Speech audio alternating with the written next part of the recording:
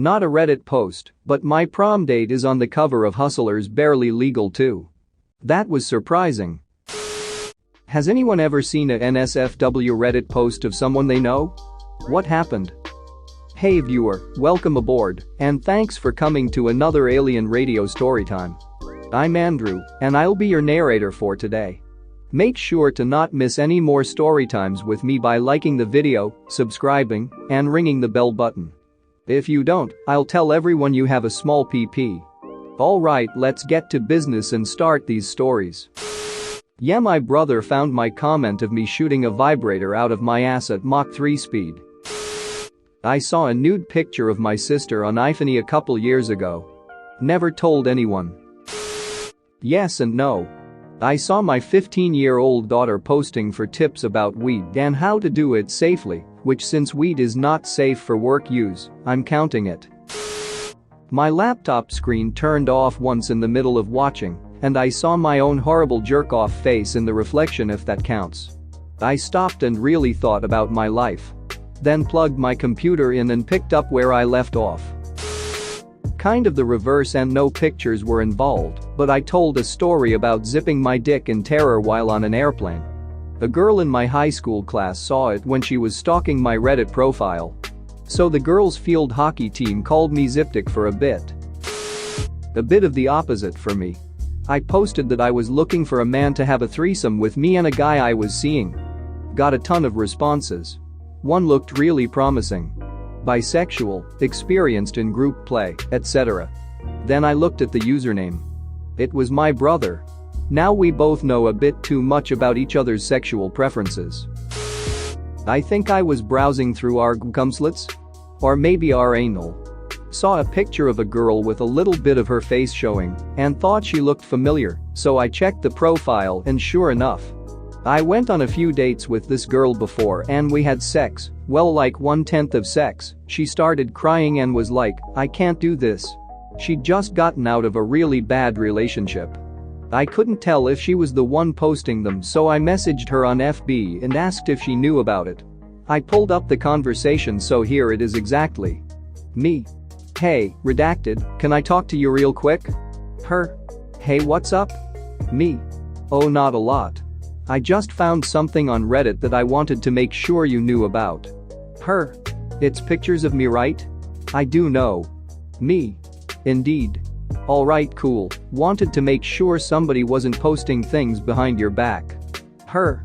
Why would I not know that? Me. Because people will take personal pictures and post them on the internet without consent. Her. Nope, it's all good by me. Me. Alright, just checking. Her. Thank you. That was pretty much the extent of it. I did take a look at the other stuff she had posted. Apparently her and I like the same type of sex stuff. Too bad it didn't work out.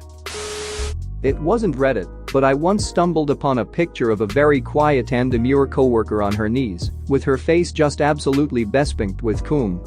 It was a link dump, but when you clicked the image it linked back to the site where it was posted, which was one of those sites with a really unambiguous name like humanmaglases.com.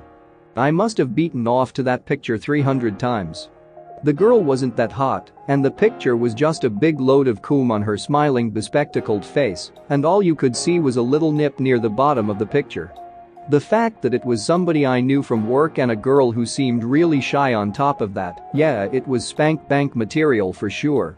I never let her know that I saw it because it's a very difficult transition to make from. Boy, this weather we're having to. Oh, by the way, I've been punishing my dick to a picture of you with someone's hot load all over your busted face every night for a week, and all I can think about after I'm finished is how yellow your teeth look in comparison to all that pearly white cum. Not Reddit, but I was browsing B and recognized a girl I went to school with. She was the first image in a chubby thread. Godly rack. Wasn't quite sure it was her till I bumped into her at the pub. Hey, this may sound weird, but I think I saw nudes of you on a forum. Oh, was it 4chan? Yeah? Oh yeah, I post them time to time. Did you like them? Now this girl was always quiet, shy, overweight and bullied at school. The idea of her browsing 4chan, let alone posting nudes, blew my mind. I asked why she did it, and she said it was the only time she received compliments, which broke my ducking heart. A few days later she starts sending me nudes on Facebook.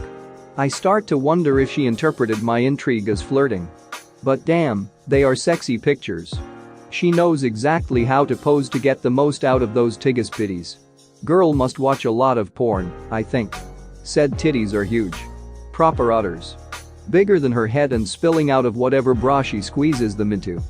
The kinda tits you could probably kill a man with by smothering him in them or swinging them like milky morning stars. Turns out she didn't just watch porn, she made her own. My compliments lead to her linking me to multiple videos she herself had uploaded to various sites. Videos of her rubbing herself or using her toys. She kept asking if I masturbated to her videos. I had no idea how to answer. Now I like my girls thick, but she was just a little too big for my liking. I felt bad for her. The sweet kinky mess needed a good dicking, and if I wasn't gonna duck her, I at least had to help find someone who would. I recommended her some fetish sites, and the last I heard she's found quite a following at swingers parties. Godspeed, you busty wonder. Godspeed. Moved a lot during high school but made friends easily. The last school I attended was odd mainly because the best looking girl I could find was dating chudly ass dudes. Over the course of our senior year she dated two guys that were so far beneath her it was incredible, physically and intellectually. I later found out she, let's call her Dana, has zero self-esteem, so that made sense, but she was insanely good looking and didn't believe it. Dana never hooked up with those dudes, but they tried their best, lamenting about their failure after the relationship ended. Dana and I became friends through the girl I dated, and Dana slowly started to see that she was, in fact, hot as duck. Dana was so hot my old GF would have likely gone lesbo given a chance, and the way she spoke about her, a normal town USA 10 out of 10. Fast forward a few years and I'm told about 4chan.